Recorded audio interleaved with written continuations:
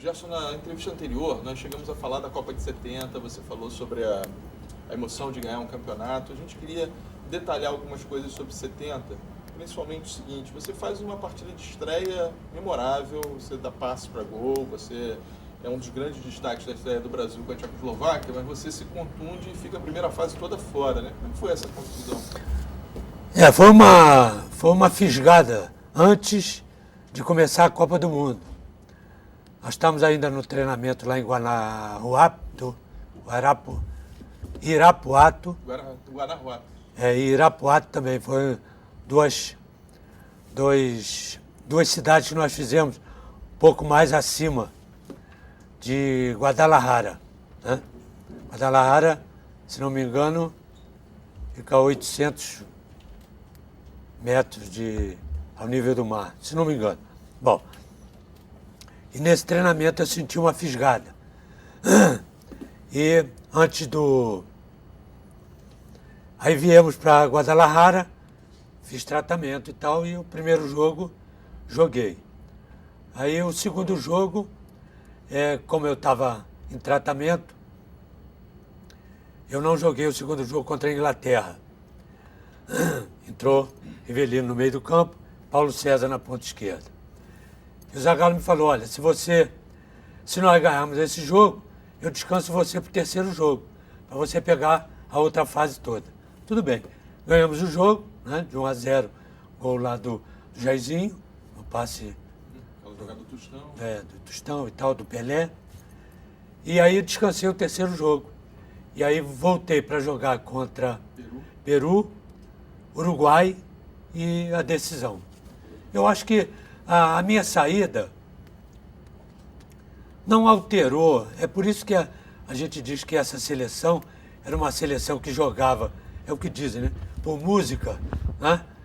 Exatamente por isso, porque ela foi montada não em cima de um jogador, dois jogadores, em cima de um conjunto que os que estavam de fora faziam parte desse conjunto. Então nós não tínhamos um time, nós tínhamos uma equipe, né? Nós tínhamos uma base, né, forte e vários jogadores. Então o Rivelino no meio do campo não alterou em nada o meio do campo. E a entrada do Paulo César também não alterou, porque aquele trabalho, né, Paulo César já tinha feito na seleção e outras oportunidades. Então, ficou de bom tamanho. Tanto é que a seleção jogou bem e venceu bem, sem problema nenhum. E como é que foi jogar contra o Didi, hein? Essa seleção do Peru era seleção excelente, né? Com uma defesa do meio do campo para frente, super, né, sensacional. Eu até diria isso. A defesa ruim e o goleiro ruim. Então, isso para nós facilitou muito, dificultou muito para nós pegarmos o meio do campo dele com Mifflin, tinha Perico León, Bailón. Era uma seleção complicada que também foi formada muito tempo antes das eliminatórias, exatamente como a seleção brasileira, e comandada pelo meu mestre, né? Meu mestre Didi. Então o que acontece? Ele sabia como a gente jogava, né? Nós sabíamos como ele jogava, mas ele tentou bloquear todos os nossos principais jogadores.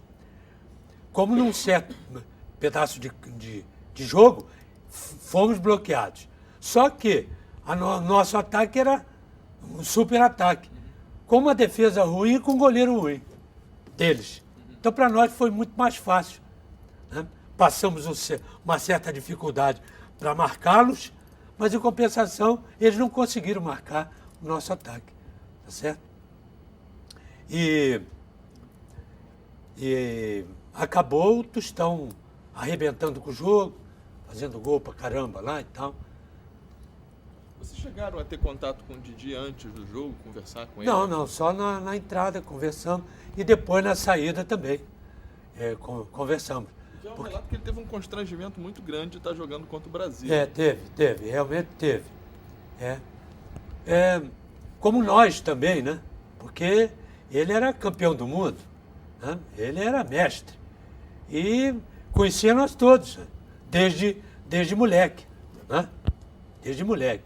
E você vê, um dos mais velhos era o Pelé, e o Pelé menino, e ele já veterano, né? 58, 62 e tal.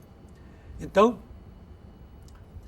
nós queríamos que fosse um outro treinador peruano, mexicano, seja lá quem, né? Do outro lado, quem fosse. Agora, e nunca ele, né? Mas o destino quis isso e aconteceu isso.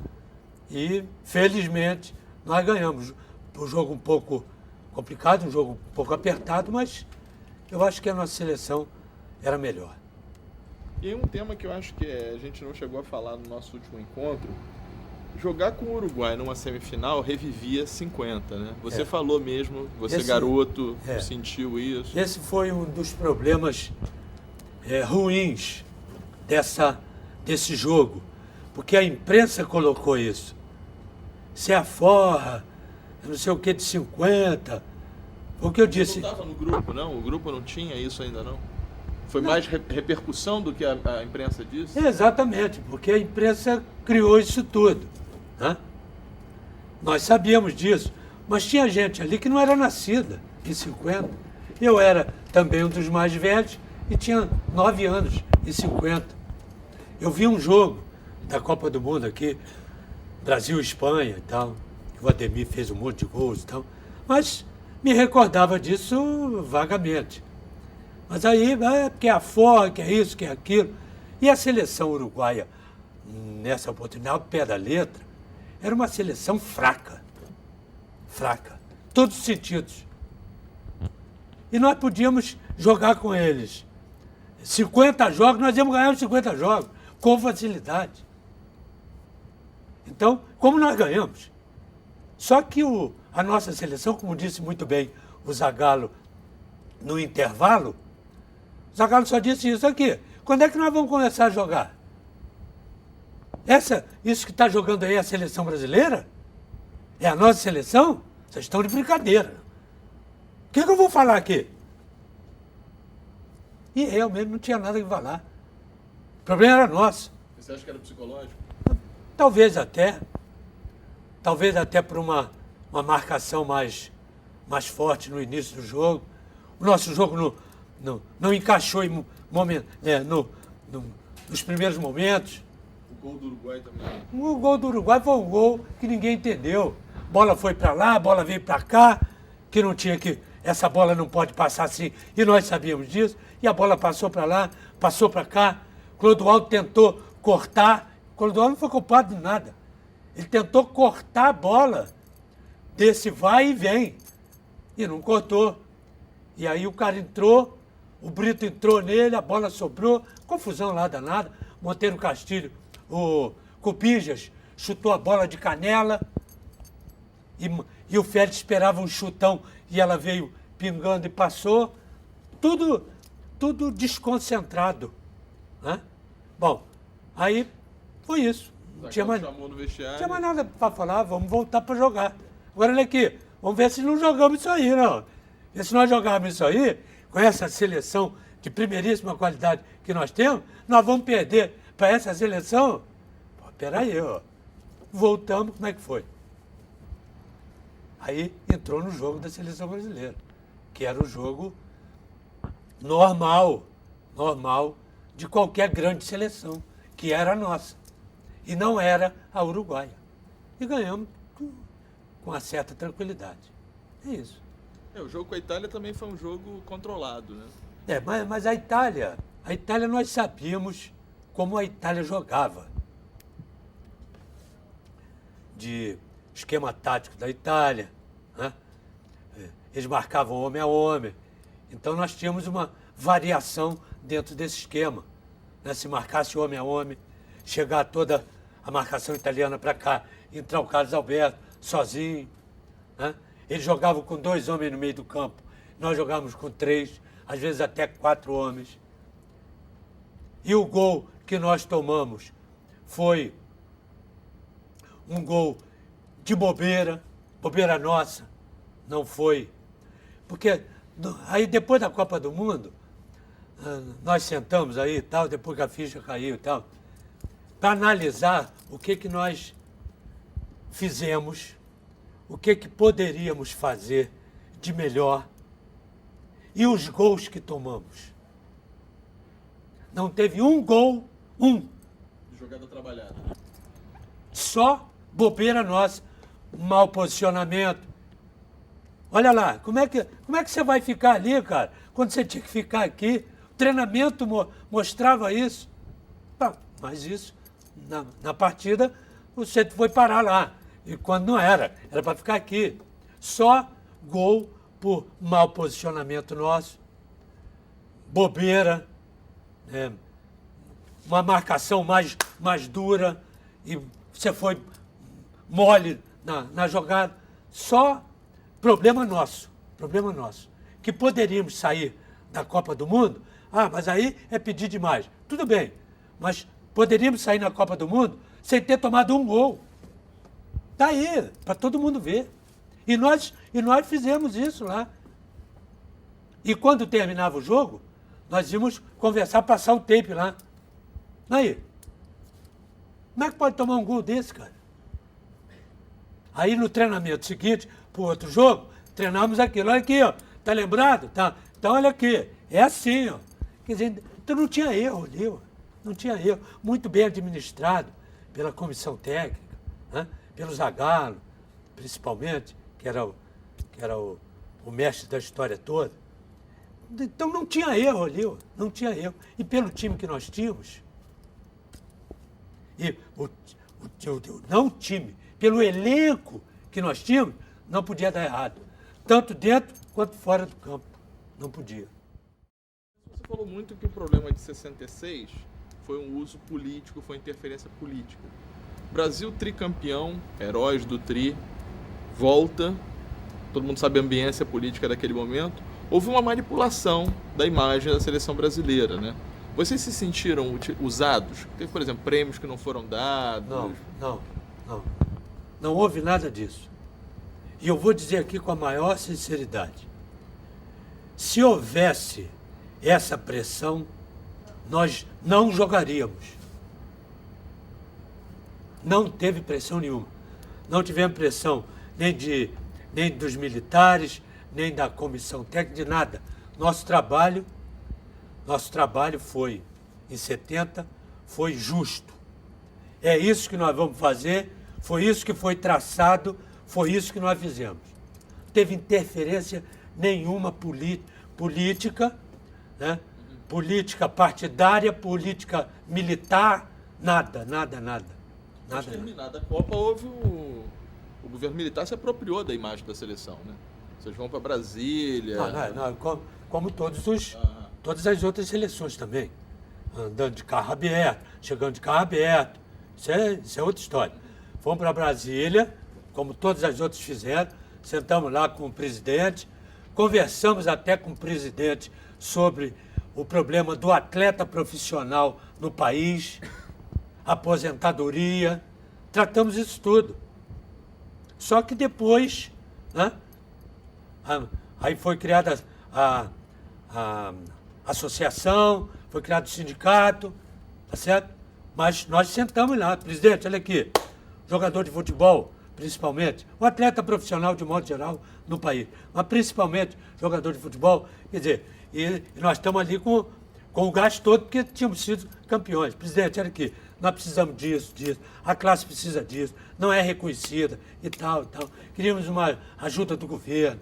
Tal. Até mesmo quando foi criada a loteria esportiva, que foi logo depois disso, parte da... Exatamente. Uma das justificativas é que daria recursos para... Exatamente. E outra coisa, os campeões do mundo tinham facilidade para abrir uma loteria, uma casa lotérica, né? E aí Brasília liberou tudo. Vários jogadores abriram essa loteria. que era um meio do governo ajudar. Mas eu acho que essa ajuda até hoje não veio. Até hoje não veio. Nós estamos em 2011 e até hoje não veio. Ajuda necessária, né, para a aposentadoria normal, porque a aposentadoria de um atleta é como de um cidadão comum. 35 anos, sei lá quantos anos, com 60 anos, não alcança. Então, seria uma aposentadoria especial, porque nós pagamos especial. Sempre pagamos pelo teto, tá certo? E a aposentadoria pelo mínimo. Então, nós até discutimos isso com o presidente na época.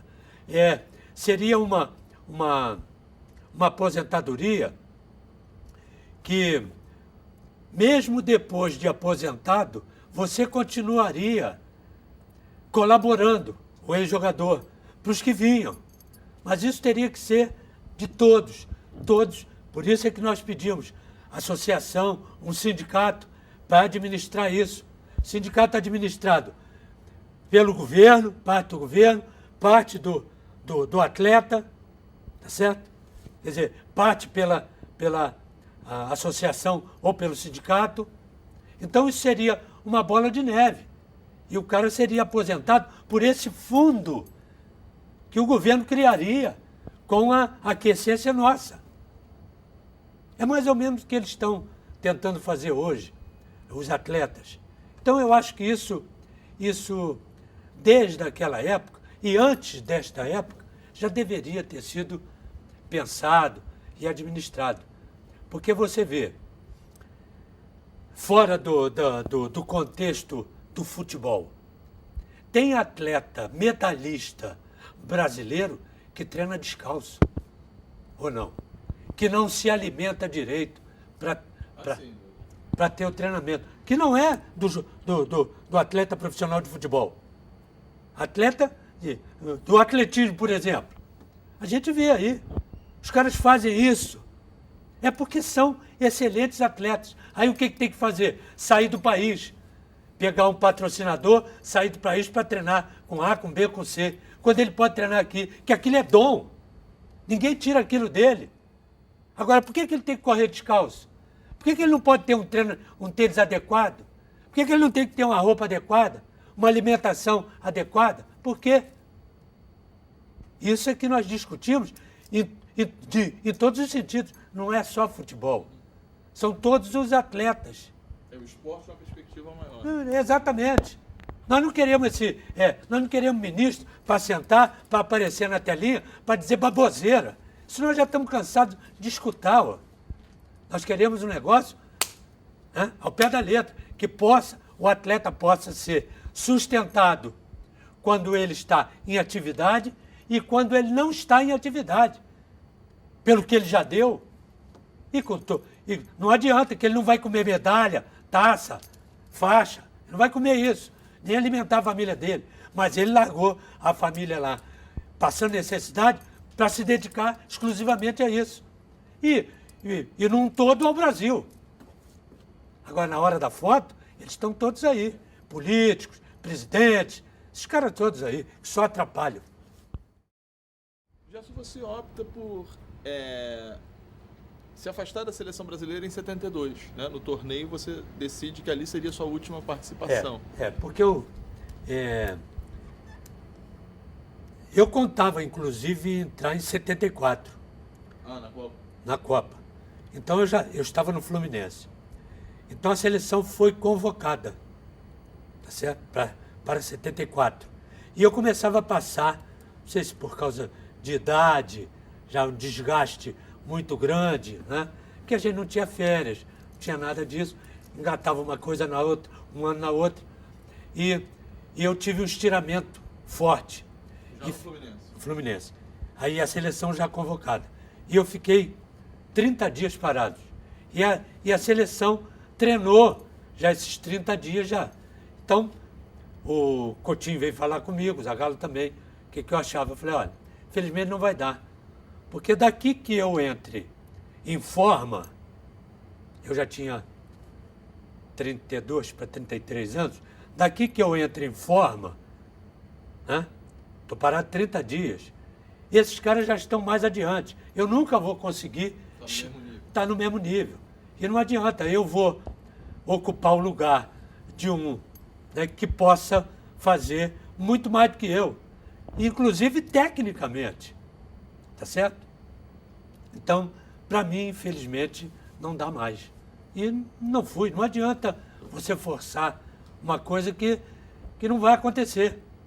Eu podia me arrebentar e arrebentar um trabalho, porque eu faria parte dessa engrenagem.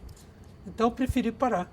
Como é que você viu a Copa de 74? A Copa de 74 é uma Copa que é vista como um marco em que esquemas táticos e preparo físico sobrepujaram técnica. Né? Times mais fortes, que corriam mais, que marcavam mais, passaram a sobrepujar os times mais técnicos, mais artísticos. Né? Mas em 74, nós já tínhamos uma grande preparação física. Eu acho que faltou foi um pouco mais de técnica, né? Não de tática e não de física, e sim de técnica. Eu estava lá, e aí eu via, né? E achava que alguns jogadores queriam, dentro de campo, prender mais a bola, segurar mais a bola, como a gente diz, mas não é isso, entre aspas, aparecer mais do que outros. Né? O próprio Rivelino, vocês vão entrevistar o Rivelino, ele vai falar sobre isso. E ele sentia isso também. Né? E a gente conversava, tem que pegar isso aí e tal, como é que não é. Mas, e às vezes, você está com uma seleção boa, né, bem estruturada, e perde. Contingências do futebol. A outra foi melhor naquele momento. O Clodoaldo, por exemplo, que foi e não jogou porque se machucou. Né? Eu achei que o Clodoaldo não precisava fazer o teste, embora não tenha nada com isso. O teste que ele fez antes da partida, o campo molhado, ele forçou demais. E eles queriam forçar ele exatamente para colocá-lo no campo, porque ele era um esteio ali no meio do campo, junto com o Rivelino e tudo. Mas ele acabou se machucando nesse teste, sentindo de novo. Aí foi cortado. Quer dizer, uma série de coisas que aconteceram, que se não acontecem, a seleção ia disputar o título. Se iria ganhar ou não, é um outro departamento. Mas ia disputar o título, porque tinha seleção para aquilo. Mas aí um problema aqui, outro problema ali. E isso acarretou num problema maior que estourou dentro do campo. Foi isso. Alguns relatos que falam que o Brasil tinha muito pouca informação acerca dos adversários. Né? O próprio Zagallo disse que a Holanda fazia tico-tico no fubá, que não tinha grande novidade na Holanda. A Polônia também era um grande desconhecido. O Brasil perde para os dois times. Né? Você acha também que faltou essa, vamos dizer assim, essa capacidade de, como você disse, na Copa de 70 você tinha pode até ter faltado uma informação ou outra, mas o problema é que essas seleções jogaram antes da Copa, e era conhecido de todo mundo. Não adianta, quando você vai sempre achar um negócio quando perde. Mas não foi nada por desinformação. Foi que dentro da seleção nós tivemos problemas físicos, tá certo? Que afetaram a seleção. E na hora de jogar, perdeu. Você vê, nós jogamos contra a Holanda, não foi? 2-0. 2-0. Você viu o gol se não me engano, não sei se foi o segundo ou o primeiro gol, num cruzamento que o Cruyff entrou sozinho, escorou. Cadê a marcação nele? É erro de marcação. Como nós tivemos em 70, erros de marcação que eu acabei de falar. Não adianta isso. Você tinha que estar ali, mas você chegou atrasado. O cara entrou na frente e fez o gol. Por quê? Porque o Cruyff era um jogador excelente, mas possivelmente marcável, sem problema nenhum. Só que deixaram o cara cruzar e o cara entrou na frente quando o defensor tinha que estar ali com ele. Ou alguém que que viesse com ele do meio do campo. Erros que acontecem como aconteceram em todas as seleções. E essa perdeu. Não adianta rebuscar, procurar defeito ali, aqui ou acolá, sino porque a gente não sabia como o Cruyff jogava? Sabia. Que ele vinha de trás? Sabia. Então alguém tinha que vir com ele. Não veio, naquele momento. Nas outras jogadas, vieram com ele. E ele não conseguiu fazer nada. Não adianta isso. Gerson, por que você opta também por deixar o São Paulo, você bicampeão, né, no São Paulo em 73, para o Fluminense? Eu encerraria a carreira no São Paulo. Eu encerraria a carreira em São Paulo. Como eu disse para o presidente, para o doutor Henri Haydar.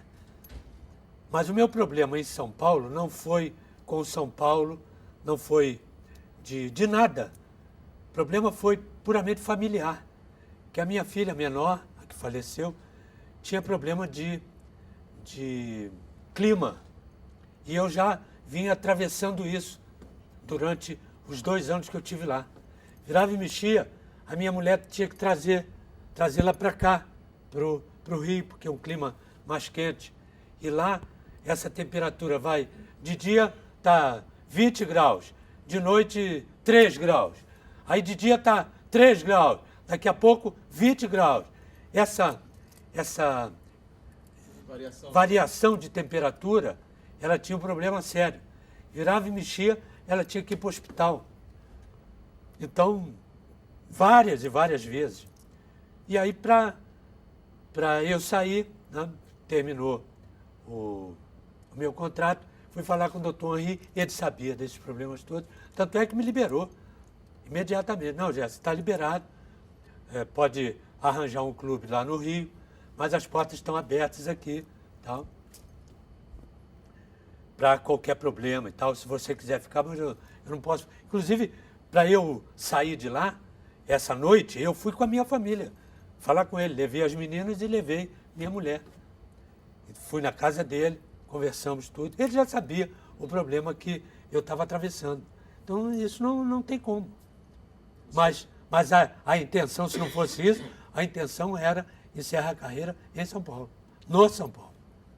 Você já tinha alguma conversa com o Fluminense? Não tinha nada. Tanto é que o Botafogo foi lá.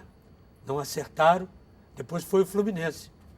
Eu vim embora, eu falei com ele, doutor, amanhã eu vou embora, eu já estou com tudo preparado, e se eu não puder arranjar, né, outro clube, eu estou encerrando a carreira, porque eu não posso ficar nessa situação.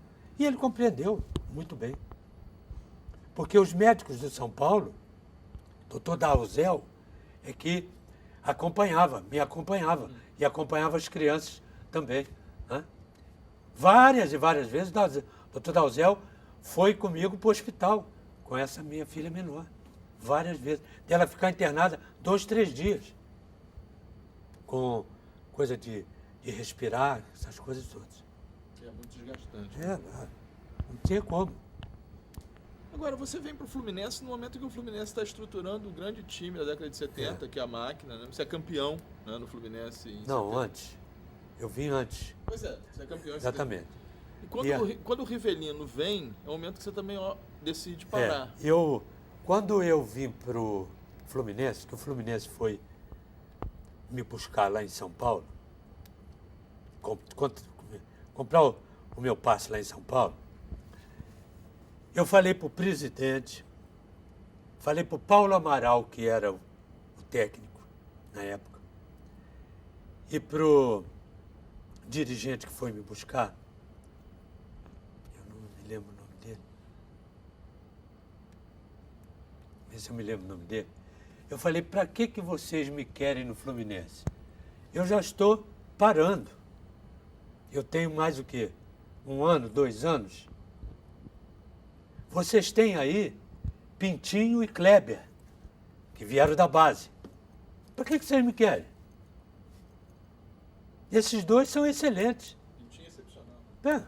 Esses dois são excelentes. Vocês não precisam de mim. Para quê? Eu já velho? É exatamente para isso. Para dar mais um gás a essa galera, para saber né? Para orientar, para participar ali e tal. Falei, porque vocês não precisam de mim para isso. Bom, aí eu vim, joguei. Aí, às vezes, eu machucava e eles entravam, né? Entrava o Kleber, porque o Pintinho já jogava. E aí passou, machuca, volta, mais um jogo e tal.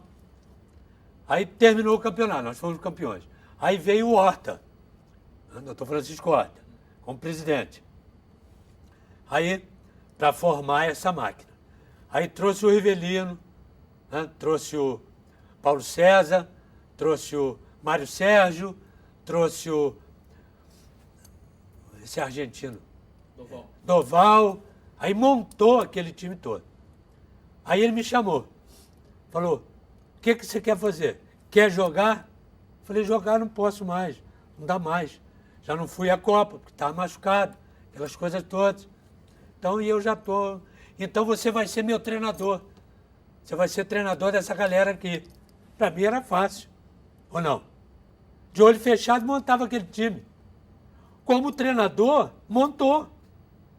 E como ele montou o time está montado, está preparado. Aí eu falei para ele, doutor, tudo bem, é fácil eu montar esse time. Agora, o senhor trouxe Rivelino, Mário Sérgio, Paulo César, Dorval, eu tenho Kleber, que já está entrando, Pintinho, tá certo? Muito bem. Abel começando. Abel, muito bem. Agora, eu quero que o senhor me diga, eu como treinador, como é que eu vou tirar os meus antigos companheiros, tá certo? Que eu acabei de jogar com eles, e sei os defeitos, para botar esses. Fala para mim. Com que cara? Eu não tenho cara para isso. Então não posso ser, infelizmente, ou felizmente, eu não posso ser treinador desse time que gostaria, mas não tenho como. Como é que eu vou? Eu saindo, é fácil. Eu sei de mim. Eu saio e pego o Rivelino e boto aqui. Tem algum problema? Nenhum. Agora, como é que eu vou tirar A, B, C ou D, que foram meus companheiros de agora, para botar esses aqui? Infelizmente não tenho como fazer isso. Como companheiro, como amigo. Você não jogou com o Rivelino, não foi? Né? Não. Dali isso aí, fui embora. Fui embora. Aí fiquei só aplaudindo. Ganharam tudo. Foi a máquina. Né? Até hoje. Não foi o melhor time que o Fluminense teve. Eu sou totalmente contra isso. O melhor jogador de todos os tempos. Não foi. Desse tempo. No outro tempo, não. É outro futebol. Não tem nada a ver. Então, um dos melhores times que o Fluminense teve. Aí eu concordo. Um dos melhores. Que aconteceram outros melhores. 84. Não.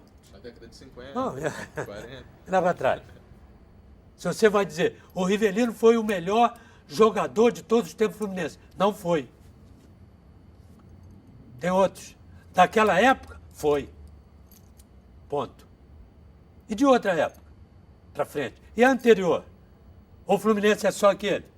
Daquele dia? O Horta, Dr. Horta foi o maior presidente que o Fluminense teve. Não foi. Foi um dos melhores presidentes que o Fluminense teve. Essa coisa eu não concordo com isso, não. É, que vem essa discussão, né? Messi, Pelé, Maradona. Cada um é um tempo diferente do futebol. É um outro, Exato, né? exato. Aí você vai pegar, Friedenreich fez mais gol que Pelé. Então, Começa a discussão, que cada um no seu tempo. o meu pai dizia isso. E eu falei aqui, disse pro Pelé, dentro do vestiário do Maracanã. Estávamos conversando, lá bastante. O meu velho pai disse, ô Pelé, você sabe que o Diamante Negro, Leônidas, jogou mais do que você? Aí eu falei, pô, pai, qual é? Aí o Pelé delicadamente, falou: o senhor sabe que o meu pai fala essa mesma coisa? O Dondinho falava para o Pelé. Não sei se falava ou se ele quis ser delicado com o meu pai. Depois dessa grosseria do meu pai, entre aspas, né?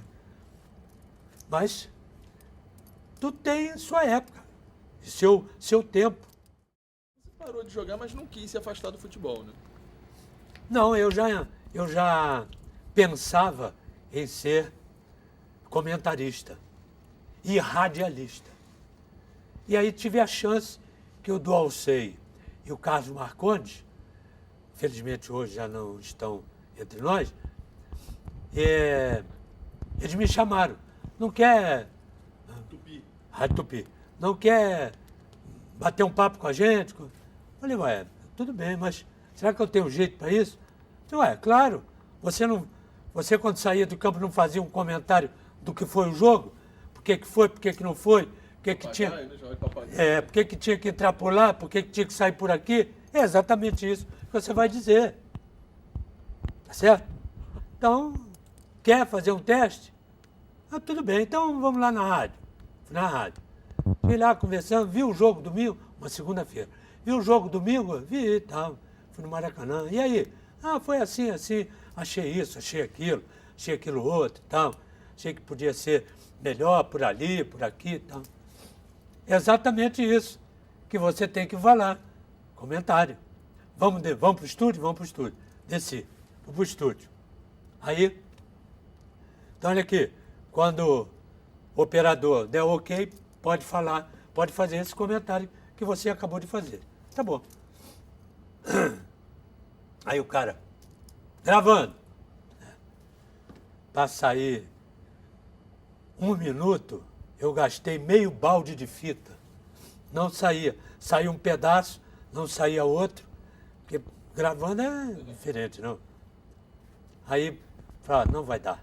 Não, que nada e tal. Vamos lá, bate mais um papo e tal. Aí grava mais um pedaço. Uma confusão do caramba. Bom, aí ele falou assim, quer tentar no jogo?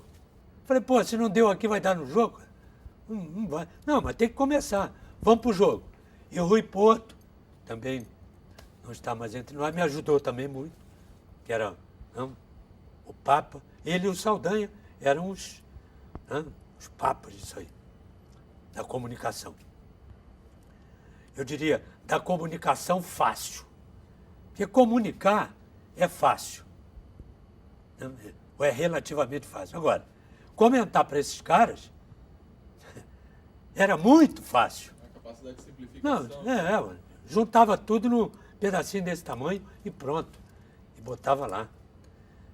Bom, e tinha a audiência era total, né? Bom, aí fui para o campo. Aí pergunta e tal, que era mais fácil, Marcondes. Por Rui não, largava o Rui comentando. E aí de vez em quando o Rui me fazia uma pergunta, Marcondes fazia uma pergunta, aí eu ia aqui e tal, arrumando, tal. Dualcei me fazia uma pergunta durante o jogo. E aí foi assim, eles foram me levando. E aí entramos no ritmo. Depois fui para a TV Globo, depois fui para a Rádio Globo, depois fui para a Rádio Tamoio, aí fui depois para a Rádio Globo de novo, aí fui para Bandeirantes, e aí fui para Jovem Pan, fiquei 2 anos na Jovem Pan, o Zé Silvério, que é outro mestre, Kasuki, que me ensinou muito. E aí trabalhei com eles 2 anos na rádio. E aí eu tive bons professores. Eu acho que eu aprendi muito com eles. E você vê como é que é o rádio. Eu aprendi com esses caras, mestres, e é porque